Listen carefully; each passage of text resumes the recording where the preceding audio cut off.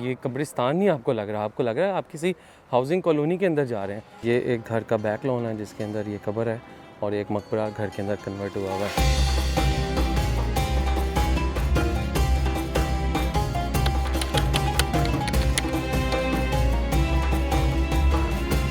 अस्सलाम वालेकुम and good morning everyone, this is Bilal Azam और आप देख रहे हैं मेरा चैनल इस वक्त बीइंग अ ट्रैवलर। और बीइंग अ ट्रैवलर की आज की एपिसोड में मैं आपको एक बहुत ही ज़बरदस्त मिस्र की जगह दिखाने वाला हूँ।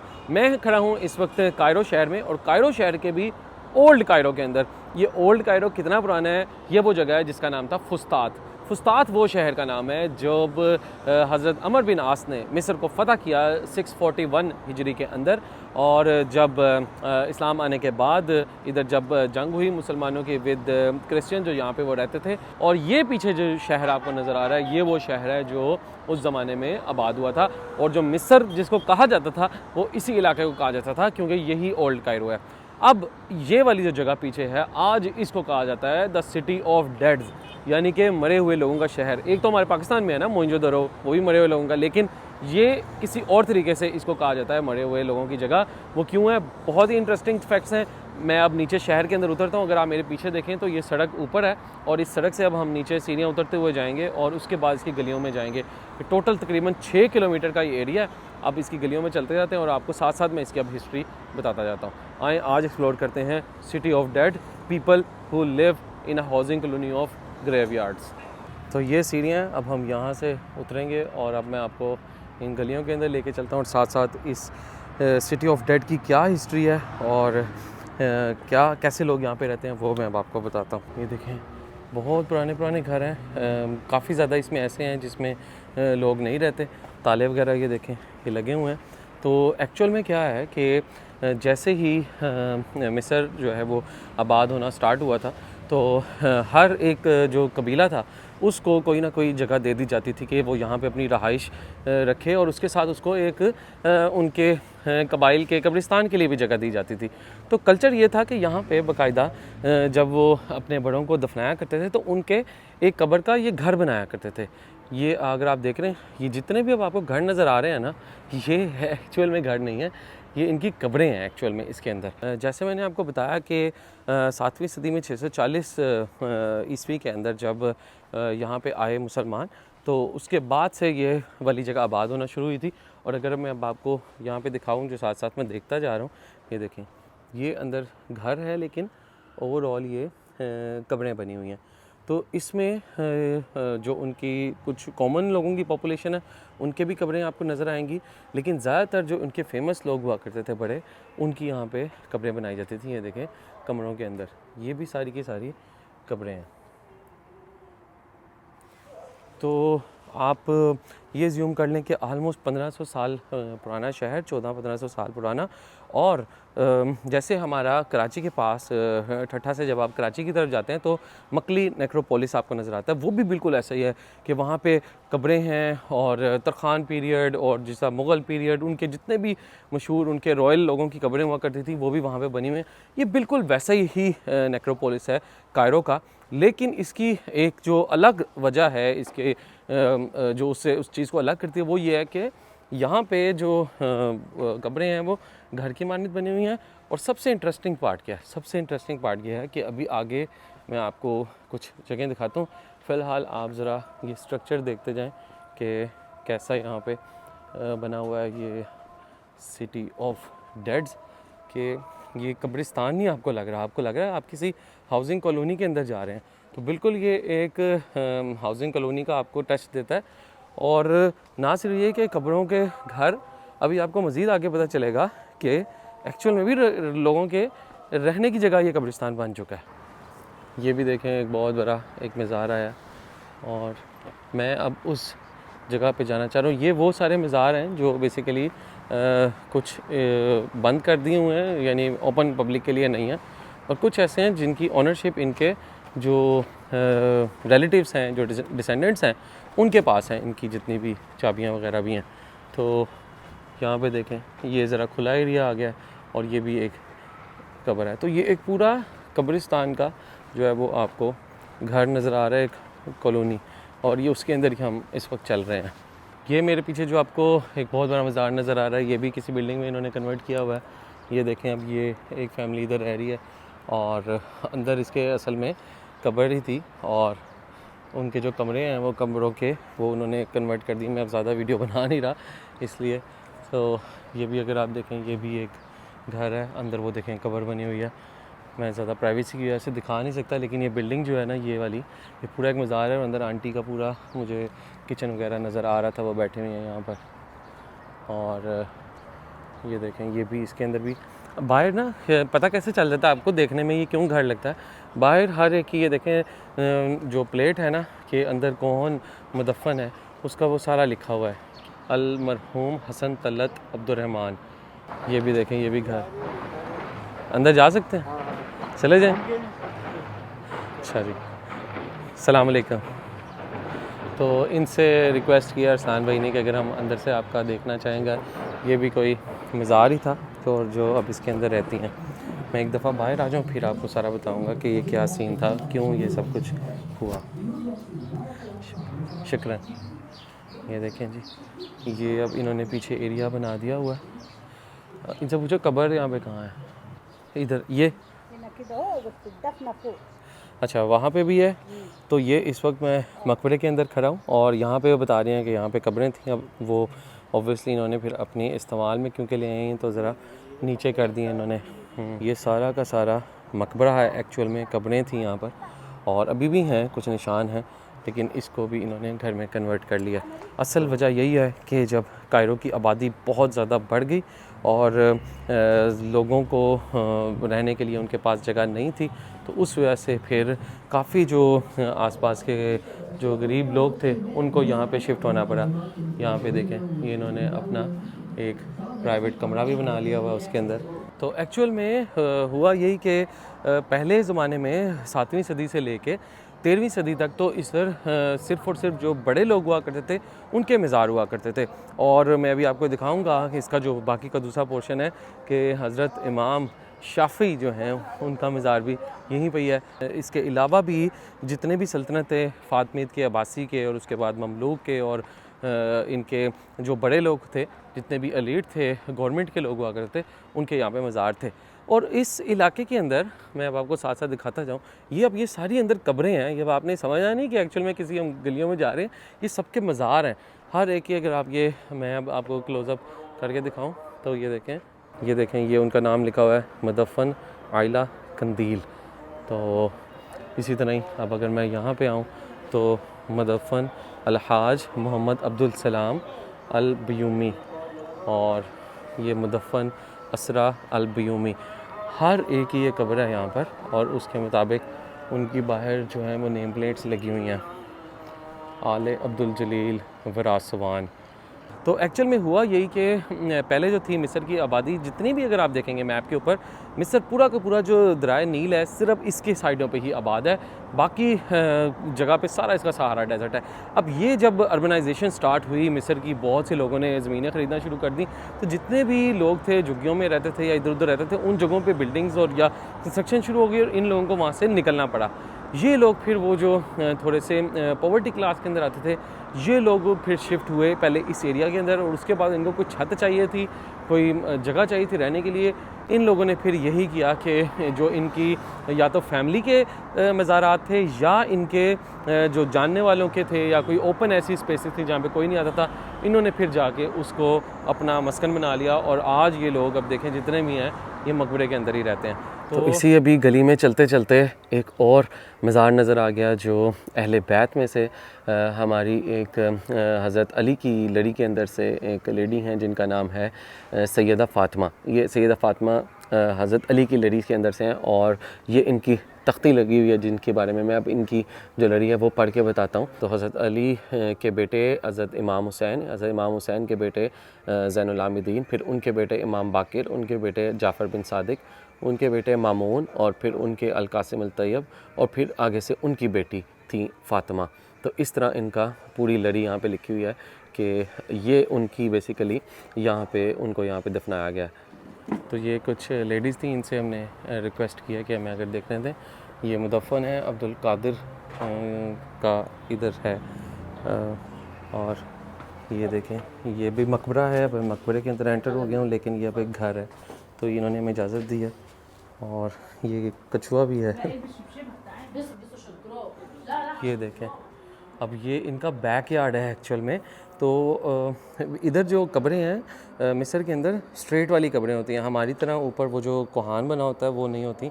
यानी तीनों तरह की होती हैं। स्ट्रेट कब्रें भी होती हैं जिसकी सिर्फ बाउंड्री होती है, और एक थोड़ी सी ऊंची होती है जैसे मक्का मदीना में होती हैं, और उसके अलावा फिर एक बड़ी कब्र होती है जैसे वो टर्किश स्टाइल के अंदर होती हैं, ऊंची ऊंची। तो ये अगर आप देखें, ये इनके, अब अगर मैं देखूँ तो ये इनके घर का बैक यार्ड है, और उसके अंदर आप देखें तो ये मकबरा है किसी का, अब्दुल कादिर का, और उसका जो फ्रंट एंट्रेंस थी उसमें उन्होंने उसके अपने आप को जो है वो एरिया को अपने रहने के लिए बना लिया। तो ये लोग जो हैं ऐसे, इसलिए इस जगह का नाम है सिटी ऑफ डेड्स। शुक्रन।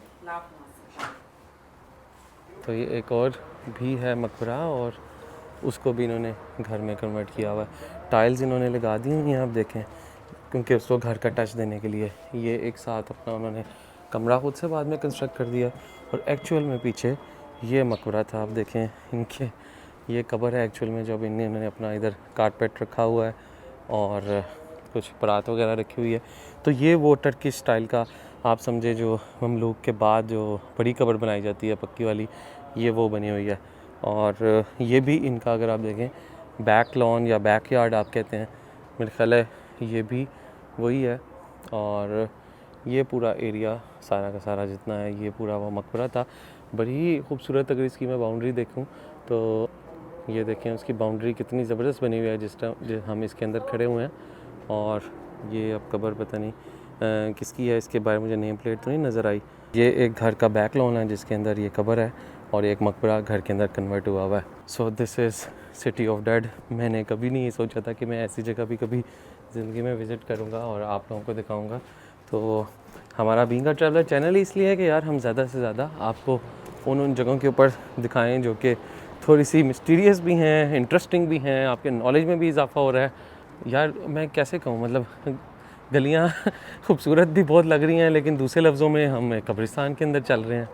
तो एक बड़ी ही जो अजीब सी फीलिंग है मुझे आ रही है यहाँ पर।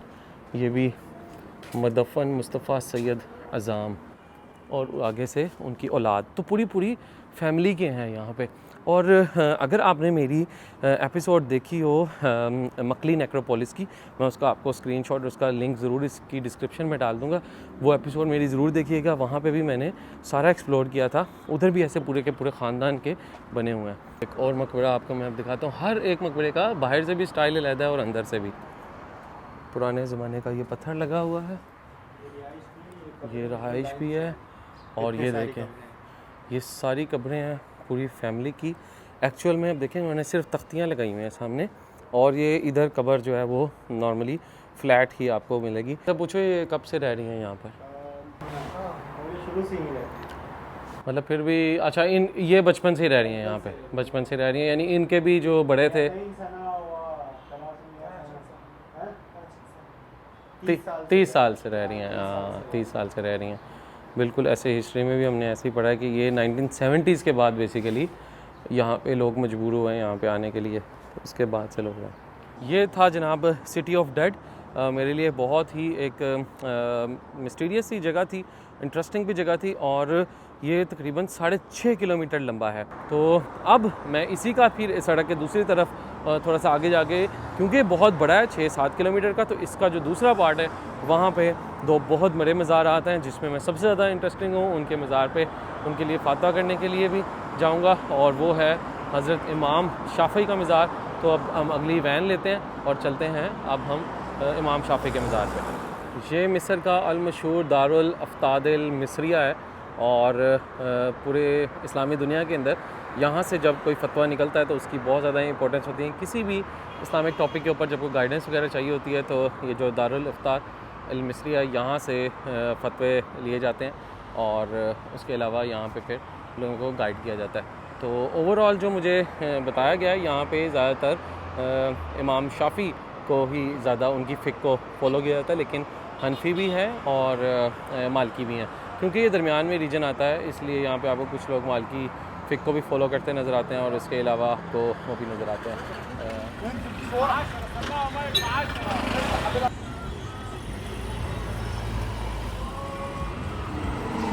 क्योस मचा हुआ है यार यहाँ पे, ट्रैफिक अंधाधुन एक दूसरे को मार रही होती है यहाँ पे। तो ऐसा करते हैं कि हम इनके रोड साइड से एक वही कबाब वाला छोटा रैप ले लेते हैं। आई थिंक ये 6-7 का देता होगा। कबाब है, कोफ्ता है, ये कलेजी है, वो कोफ्ता है।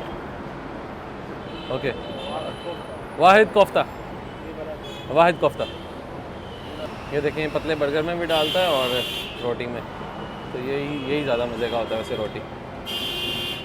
दही इसको के ज़्यादा डाल दे ज़रा। ठीक है, शुक्रन। हाँ ऐसे ही दे दो। ओके, तो ये देखें अब हम दूसरी साइड पे जा रहे हैं टुवर्ड्स इमाम शाफ़ी, और मैं आपको इमाम शाफ़ी के मज़ार की तरफ लेके जा रहा हूँ। ये वही जो ओल्ड सिटी ऑफ डेड है चलता जा रहा है, और ये दरमियान में अब एक मेन रोड आ गई है। इस तरफ भी देखें, वो सामने मज़ार बने हुए हैं, ये भी मज़ार ही हैं, और दोनों तरफ मज़ार और कब्र हैं, और काफ़ी मुझे घर नज़र आ रहे हैं इधर मेन रोड पे, क्योंकि मेन रोड पे आपको पता है फिर मज़ार की वैल्यू, प्लॉट की वैल्यू ज़्यादा होती है। ये देखें यार कितने बड़े बड़े मज़ार बने हुए हैं यहाँ पे सड़कों पे, काफ़ी ज़्यादा अब टूट भी गए हैं। ये देखें, ये वाला टूट गया है, काफ़ी बड़ा एरिया है, लेकिन अंदर कब्रें मुझे नज़र आ रही हैं काफ़ी। दीवारें गिर गई हैं लेकिन अंदर कब्रें हैं कुछ बनी हुई, बस स्टॉप भी हैं अंदर ही। सही है ना, फिर सिटी है पूरा डेड्स का। आपको लगता है इधर मुर्दे आते होंगे बस स्टॉप पे? नहीं, ऐसा नहीं है, लोग ही आते हैं, लेकिन घरों के अंदर जो हैं वो कब्रें हैं। तो आ गए हम इस वक्त इमाम शाफ़ी के मज़ार के ऊपर, जो कि अहले सुन्नत वल जमात के बहुत बड़ी पर्सनैलिटी हैं, जिन्होंने दीन को बहुत बड़ी कंट्रीब्यूशन दी, और साथ आई थिंक ये मस्जिद भी है और एक तरफ उनका मज़ार है। तो ये मस्जिद बहुत ही खूबसूरत बनी हुई है, एक मोहल्ले के अंदर ही है, वही जो सिटी ऑफ डेड का ये एंड एरिया है, और ये मकबरा भी है। तो अब मैं आपको थोड़ा सा यहाँ पे इमाम शाफ़ी का बारे में, उनके बारे में थोड़ा सा इंट्रोडक्शन देता हूँ, और फिर हम साथ आपको थोड़ा सा अंदर से मज़ार भी विज़िट करवाता हूँ। तो अंदर आने के बाद ये है इमाम शाफ़ी के मज़ार की एंट्रेंस। मैं पहले आपको अंदर लेके जाता हूँ, और साथ साथ मैं इमाम शाफ़ी की जो हिस्ट्री है, थोड़ी सी जो उनकी कंट्रीब्यूशन है, उसके बारे में आपको बताऊँगा।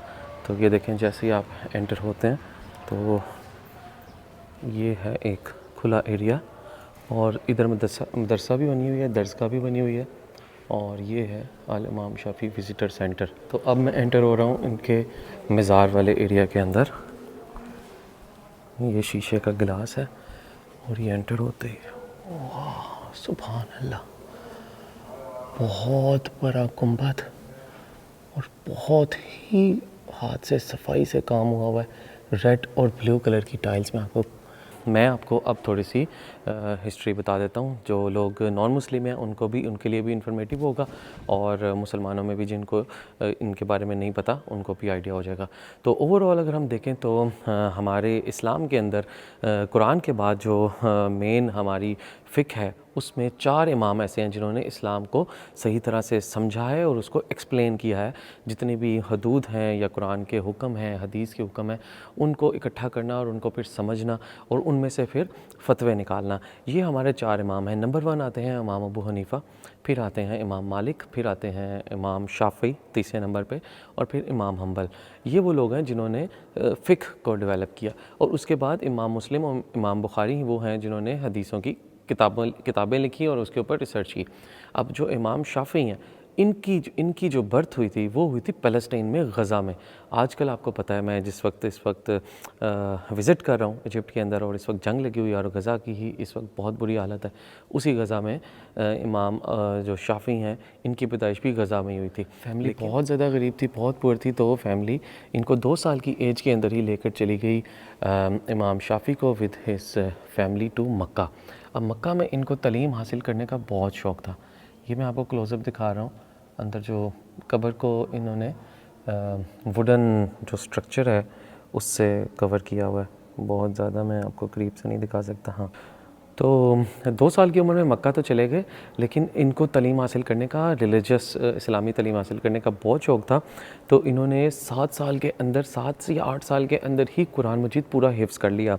आप ये मज़ीद तालीम हासिल करना चाहते थे तो मक्का में, जहाँ पे वो जो ओपन स्कूल होते हैं, ओपन एयर स्कूल्स वगैरह, उस्ताद जहाँ पे पढ़ा रहे होते थे, तालीम दे रहे होते थे शागिर्दों को, तो ये इनके पास पैसे नहीं होते थे कि वो तालीम के लिए पैसे, तो ये कोने में कहीं पे बैठ के सुनते रहते थे, तालीम लेते रहते थे उस्ताद से दूर बैठ के। एक दिन ऐसा हुआ कि उस्ताद उनके नहीं आ सके, और इन्होंने क्या किया कि उस्ताद की जगह पे जाके ख़ुद ही सामने चले गए और जो वही स्टूडेंट थे उनको पढ़ाना शुरू कर दिया। तो बच्चे बड़े हैरान हुए कि यार ये कौन है, बच्चा ही है और जो हमें सिखा रहा है। उन्होंने जब उन उस्ताद से ज़िक्र किया इनका, तो वो भी बहुत ज़्यादा इंप्रेस हुए। नॉलेज उनमें जब डिस्कशन हुआ तो उन्होंने कहा भाई आओ अब हम तुम्हें पढ़ाते हैं। तो उन्होंने वाकई फिर उस्ताद ने उनकी इंटेलिजेंस को देखते हुए उनको टाइम दिया प्रॉपर। तो मैं यहाँ से मज़ार से निकलता हूँ और अब जो इमाम शाफ़ी की मस्जिद है वहाँ पे चलता हूँ और बाकी स्टोरी आगे जाके बताता हूँ। सुभान अल्लाह, माशाल्लाह, चेक करें यार, क्या ज़बरदस्त मस्जिदें हैं यहाँ की, बहुत प्यारी बड़ी बड़ी मस्जिदें। हमारी तो घरनुमा मस्जिदें होती हैं ना, बहुत कम होती हैं बड़ी बड़ी ऐसी मस्जिदें। इनकी ये जो बड़े बड़े पिलर्स और उसके बाद ये इनके बड़े बड़े जो क्या कहते हैं, ये मिंबर बने होते हैं ना, ये टर्किश कल्चर के अंदर बहुत खूबसूरत लगते हैं। ये देखें, ये कितना खूबसूरत वुड का काम हुआ हुआ है। ये प्योर इस्लामिक आर्ट है, आपको ज़्यादातर मस्जिदों में ही ऐसा नज़र आता है। उसके बाद यही हुआ कि इनकी तालीम के पेश नज़र इमाम शाफ़ी को उनके उस्ताद ने ये लेसन्स दे दिया या डिग्री दे दी कि अब आपका इतना नॉलेज माशाल्लाह इस्लाम में हो गया कि आप अब फ़तवा देने के काबिल हो गए हैं, और आप कोई भी आपसे कोई मसला वगैरह पूछने आता है तो आपको अथॉरिटी है कि आप फ़तवा दे सकें। और कितनी एज में? सिर्फ़ 18 साल की उम्र में। कैन यू बिलीव, हमारे पाकिस्तान में 18 साल की उम्र में एक पाकिस्तानी ने तर्जमा भी नहीं पढ़ा होता कुरान मजीद का, सिर्फ़ और सिर्फ तलावत सीखी होती है या वही पढ़ी होती है, तर्जमा तक नहीं हम लोग पढ़ते। और इमाम शाफ़ी अपनी 18 साल की उम्र में फ़तवा देने के भी काबिल हो गए थे। और फ़तवा, आपको पता है ना, मुफ्ती वो लेवल होता है जब आपको कुरान, हदीस और एक एक चीज़ के ऊपर फुल जब अबूर आ जाता है तब आप फ़तवा देने के काबिल होते हैं। तो ये इमाम शाफ़ी का जो लेवल था वो ये था। फिर इमाम शाफ़ी को पता चला, वो तो मक्का में थे, उनको पता चला कि मदीना के अंदर भी एक बहुत बड़े इमाम हैं और मैं उनसे भी सीखना चाहता हूँ। और वो इमाम कौन थे? इमाम मालिक, ठीक है जी, जो कि जिनका नंबर इमाम अबू हनीफ़ा के बाद दूसरे नंबर पे आता है फ़िक़्ह के अंदर। तो उसके बाद उन्होंने कहा मैंने उनसे भी मिलने जाना है। फिर उन्होंने सोचा यार मैं ऐसे ही मुँह उठा के चला जाऊँ और मेरे से अगर उन्होंने कुछ सवाल पूछा और मुझे ना आता हुआ तो मैं तैयारी करके जाऊँगा। उन्होंने क्या किया, उन दिनों में हज़रत इमाम मालिक की किताब जो थी अल-मोता इमाम मालिक, हदीस की पूरी किताब थी, वो आ चुकी थी। उन्होंने 9 दिन के अंदर मोता इमाम मालिक पूरी याद कर ली और उसके बाद वो गए मदीना। और जब इमाम मालिक से मिले और उन्होंने आगे से ऐसे ही कहा, ये किताबों में लिखा हुआ ऐसे ही मिलता है कि उन्होंने इमाम मालिक ने कहा कि ठीक है तुम पढ़े लिखे हो, कल अपने साथ फिर ऐसे बंदे को लेकर आना जिसने मेरी किताब भी पढ़ी हो, ताकि फिर मैं तुमसे सवाल जवाब पढ़ूँ। तो उन्होंने कहा सर मैं आपकी किताब पहले ही पढ़ के आया हूँ और मुझे पूरी याद है। तो वो फिर बहुत इम्प्रेस हुए। उन्होंने, इमाम मालिक ने इमाम शाफ़ी को भी अपना फिर शागिर्द बना लिया और फिर 9 साल तक इमाम मालिक के शागिर्द रहे इमाम शाफ़ी। और जब उनकी डेथ हो गई मदीना के अंदर इमाम मालिक की, तो इमाम शाफ़ी थे मदीना छोड़ गए और फिर वो आगे इराक़ के अंदर। इराक़ में क्योंकि फ़िक़्ह हनफ़ी ज़्यादा फ़ॉलो की जा रही थी, अब उन्होंने उधर से इमाम मालिक की फ़िक़्ह भी सीख ली और फिर फ़िक़्ह हनफ़ी को सीखने के लिए जो इमाम अबू हनीफ़ा के स्टूडेंट्स थे इराक़ के अंदर, कूफ़ा और बसरा, वो वहाँ पर आ गए। और फिर वहाँ आके उन लोगों ने जो इमाम शाफ़ी हैं इन्होंने अपनी जो है वो सीखी, फ़िक़्ह हनफ़ी के बारे में डिटेल सीखी। तो इस तरह उनसे भी उन्होंने वहाँ पे काफ़ी डिस्कशन की और उसके असूलों को भी देखा। इसके बाद जो बहुत बड़ी कंट्रीब्यूशन इमाम शाफ़ी ने की वो ये थी कि उन्होंने इन सारी चीज़, क्योंकि जो फ़िक़्ह हनफ़ी थी वो भी डेवलप हो चुकी थी और फ़िक़्ह जो इमाम मालिक थी वो भी इस्लाम के अंदर डेवलप हो चुकी थी और इमाम शाफ़ी को काफ़ी इनकी चीज़ों से इख्तलाफ था अपने नॉलेज की बेस के ऊपर। फिर इमाम मालिक ने फिर इमाम शाफ़ी ने अपने इस नॉलेज को यूज़ करते हुए फ़िक़्ह के असूल क्या होते हैं, यानी कि असूल फ़िक़्ह वो इस्टेब्लिश किए कि आपने किसी भी नतीजे पे हलाल, हराम, इजाज़त या नो इजाज़त, परमिशंस इस्लाम के अंदर जब देनी है या फ़तवा देना है तो किन किन असूलों को आपने बरोए कार लेना है। पहला स्टेप क्या होगा, हुक्म क्या होगा, और हुक्म देने वाला कौन है, कहाँ से हुक्म आ रहा है, फिर उसकी क्या हैसियत है। ये सारी चीज़ें बहुत डिटेल में जो असूल फ़िक़्ह दी है वो इमाम शाफ़ी ने दी है, और आई थिंक ये उम्मत को बहुत बड़ी कंट्रीब्यूशन दी इमाम शाफ़ी ने। तो हम जब मिस्र में हम ट्रैवल करते हैं, मैंने जैसे पहले भी शायद आपके साथ शेयर किया कि मिस्र में ज़्यादातर लोग इमाम शाफ़ी को फॉलो करते हैं, और अगर आप इंडोनेशिया, मलेशिया में भी जाते हैं तो वहाँ पे इमाम शाफ़ी की टीचिंग्स को ज़्यादा फॉलो किया जाता है, उनका पैगाम गया हुआ है। हमारे साउथ एशिया में, इंडिया पाकिस्तान में, क्योंकि ऑटोमन्स यहाँ पर आए थे सारे, मुग़ल जो थे वो एक ऑटोमन्स की लड़ी थी, तो मुग़ल्स और जो ऑटोमन्स थे वो फ़िक़्ह हनफ़ी के फॉलोअर थे, तो फ़िक़्ह हनफ़ी ही हमारे पाकिस्तान के अंदर ज़्यादा फॉलो की जाती है, या इमाम हम्बल फिर आए थे। हाँ, एक और बात भी कि इमाम हम्बल भी जो है वो फिर डिस्कशन रही, जो हदीस और सही और गरीब हदीस, इसके ऊपर भी जो डिस्कशन थी वो भी इमाम शाफ़ी की इमाम हम्बल के साथ भी एक मुलाकात हुई, और इमाम हम्बल अपनी किताब में लिखते हैं कि अगर हमारी वो मुलाकातें और वो दरस व तदरीस की मीटिंग्स ना हुई होती मेरी इमाम शाफ़ी के साथ, तो आज जो मुझे हदीस का नॉलेज सारा आया वो शायद ना आ पाता। तो इमाम शाफ़ी और इमाम हम्बल का बहुत ज़्यादा जो वो था टॉपिक, वो हदीस के ऊपर बहुत ज़्यादा उनकी ग्रिप थी। तो ये था इमाम शाफ़ी का मज़ार मैंने जो आपको दिखाया। एक और चीज़ जो इमाम शाफ़ी को फ़जीलत हासिल है बाकी तीन इमामों के ऊपर, वो ये कि इन चारों इमामों में से जो इमाम शाफ़ी हैं उनका जो लड़ी है, जो उनकी निस्बत है, वो जाके अल्टीमेटली हज़ूर सल्लल्लाहु अलैहि वसल्लम, हमारे नबी करीम सल्लल्लाहु अलैहि वसल्लम से जाके मिलती है, अगर आप इसकी पीछे लड़ी जाके देखें। सो गाइज़, ये था इमाम शाफ़ी की मॉस्क और इमाम शाफ़ी का मज़ार। आई होप आपको ये व्लॉग पसंद आया और आपको काफ़ी इन्फॉर्मेशन आपको मिली होगी इसमें। तो keep watching being a traveller, और सफ़र जारी है मिस्र के अंदर, और मिस्र के अंदर भी हमारा जो कायरो है, कायरो ही मेन मिस्र है, बाकी ज़रा हम दूसरी जगह भी आपको साथ साथ बाद में दिखाएंगे, लेकिन जो 70-80% है वो कायरो ही है, और इसका पुराना शहर नाम कायरा था। तो मिलता हूँ आपसे फिर नेक्स्ट वीडियो में।